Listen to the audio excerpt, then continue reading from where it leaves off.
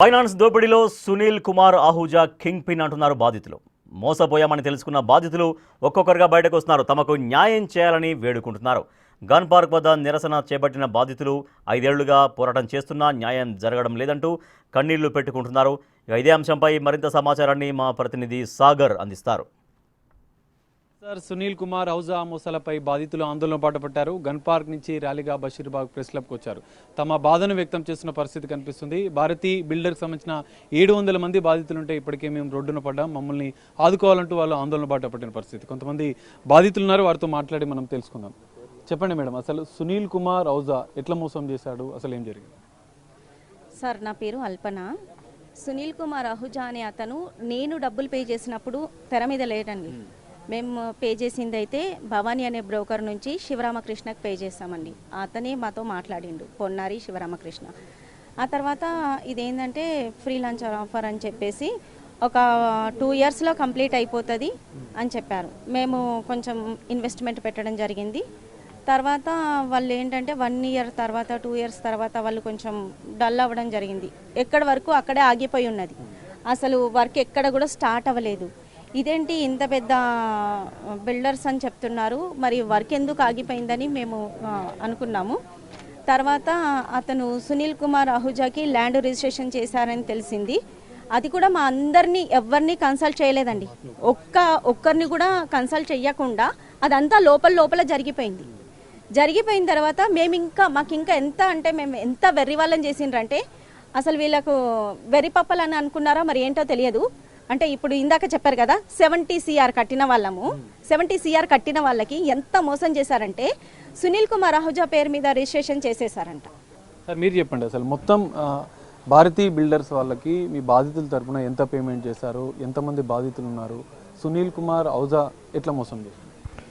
మేము ప్లాట్ కొందామని చెప్పి 2020లో అక్టోబర్లో భారతీ బిల్డర్స్కు పేమెంట్ ఇవ్వటం జరిగింది. మాకు MOUలో ఇన్వెస్టర్ అని ఇచ్చారు ల్యాండ్ కొరకు. అట్లా మేము ఇచ్చిన డబ్బులతోటి 21 మార్చ్ 21లో మార్చ్లో వాళ్ళ పేరు మీద ల్యాండ్ కొన్నారు, రిజిస్ట్రేషన్ చేసుకున్నారు.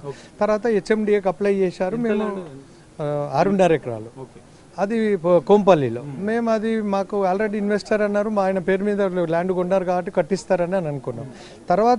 తర్వాత తెలిసింది ఏంటి అని అంటే ఆ ల్యాండ్ను కుదువ పెట్టడం, అంటే GPA విత్ పొజిషన్ అనేది ఆహూజా గారి దగ్గర డబ్బులు తీసుకొని అది రిజిస్ట్రేషన్ చేసి ఇచ్చాడు. పైననేమో మేము డాక్యుమెంట్ చూస్తే ఏమున్నది అని మొన్న తెలిసింది మాకు ఇవన్నీ. మీరు డబ్బులు కట్టిన తర్వాత సునీల్ కుమార్ ఔజా దగ్గరికి డాక్యుమెంట్స్ వెళ్ళాయా? అక్కడ GPA చేసడం జరిగింది. మేము డబ్బులు కట్టినాక వీళ్ళు ల్యాండ్ భారతీ బిల్డర్ వాళ్ళు కొన్నారు. కొన్న తర్వాత ఏమైంది మాకు తెలియకుండా భారతీ బిల్డర్ వాళ్ళు వాళ్ళకు GPA చేసి డబ్బులు బాకీ తీసుకున్నా అని మాకు చెప్పాడు. ఆయననేమో ఆయన అమ్మేసిండని ఆయన చెప్తున్నాడు. మా డబ్బులతోటి కొన్నది. ఇక్కడ జరిగిన మోసం అండి. తర్వాత ఆయన ఏం చేశాడు, 49 crores ఇచ్చారు. ఇప్పుడు చెప్తున్నాడు ఏంటంటే 49 crores మేము ఆహూజా దగ్గర తీసుకున్నాము, కానీ ఆయన కట్టింది మేము 105 కోట్లు అని EOWలో కూడా కేసు వేశాడు. వేసినాక మాకు ఇది తెలిసినాక చాలా మందిని, మేమే కాదు చాలా మందిని మోసం చేశాడు. ఈ ఐరా నరసింహారెడ్డి, ఫరీద్ అనే అతను, తర్వాత రఘునందన్ రెడ్డి, ఇలాంటి చాలా మంది బయటకు వచ్చినాక అప్పుడు మాకు తెలిసి ఇది ఇంత మోసపోయినామా మాకు తెలియదు. మేము కట్టిన డబ్బులతోటి కొన్న ల్యాండ్ను ఆయన పేరు మీద ఎట్లా పోయిందంటే తర్వాత శ్రీభారతి బిల్డర్లో ఆయన జాయిన్ అయ్యిండు. నాకు సంబంధం లేదు అనడానికి వీల్లేదు. ఇప్పుడు ఆహూజా శ్రీభారతి బిల్డర్ అని ఇక్కడ MOU చేసి ఒక 5 కోట్లు HMDAకు పర్మిషన్కు కట్టేశాడు. ఈ కుటుంబాలందరికీ న్యాయం జరగాలంటే ఇప్పుడు ఏం చేయాలంటారు? సార్, దీంట్లో మెయిన్ కల్పిట్ వచ్చి సునీల్ కుమార్ ఆహూజా, ఆశీష్ కుమార్ ఆహూజా అండి. ఈరోజు మాకు మీడియా ద్వారా తెలిసిందంటే అతనికి దుబాయ్కి పారిపోయాడు, కానీ దుబాయ్కి అయితే పారిపోలేదండి. అతను ఎప్పుడు ఏ సమస్య వచ్చినా కూడా మాకు మీడియాలో ఇదే స్ప్రెడ్ వస్తుంది, దుబాయ్కి పారిపోయాడు, మేము అతన్ని తిరిగి తీసుకురావడానికి ప్రయత్నిస్తున్నాం అని చెప్పి. బట్ ఇప్పుడు వరకు ఏ పోలీస్ డిపార్ట్మెంట్ కూడా ఎప్పుడు తిరిగి తీసుకురాలేదు.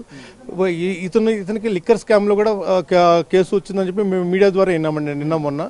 సో ఇతన్ని ఏం చేస్తున్నారంటే నాకు తెలిసి ఇతను లుకౌట్ జారీ చేసి ఎలాగైతే అన్యాయంగా అక్రమాస్తులు సంపాదించాడు తెలంగాణలో, అన్ని గవర్నమెంట్ స్వాధీనపరచుకొని సో పేదలకు అందరూ పేద ప్రజలండి ఆ బాధితులమే.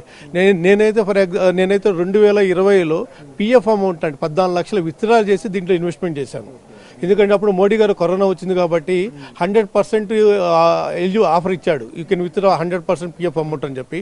నేను మొత్తం 14,77,000 పిఎఫ్ నుంచి విత్డ్రా చేసి ఇతనికి ఇచ్చినాను. ఇప్పటి వరకు కూడా ఇటువంటి పోలీసు వాళ్ళ నుంచి కానీ ఎటువంటి వాళ్ళ నుంచి సహకారం లేదండి. లక్షలాది రూపాయలు, కోట్లాది రూపాయలు పెట్టుబడులు పెట్టాం, మా సొంతింటి కళ నిజం అవుతుంది అనుకున్నాం. కానీ 700 మంది కుటుంబాలు రోడ్డున పడ్డాయి. ఇప్పటికైనా ప్రభుత్వం స్పందించి, పోలీసులు స్పందించి తమకు న్యాయం చేయాలి. సునీల్ కుమార్ ఔజా అక్రమాలపైన, అవినీతిపైన పూర్తిస్థాయి దర్యాప్తు చేసి మాకు న్యాయం చేయాలంటూ కూడా బాధిత కుటుంబాలు వేడుకుంటున్న పరిస్థితి కనిపిస్తుంది. కెమెరామెన్ వినోద్తో కలిసి సాగర్, బిగ్ టీవీ.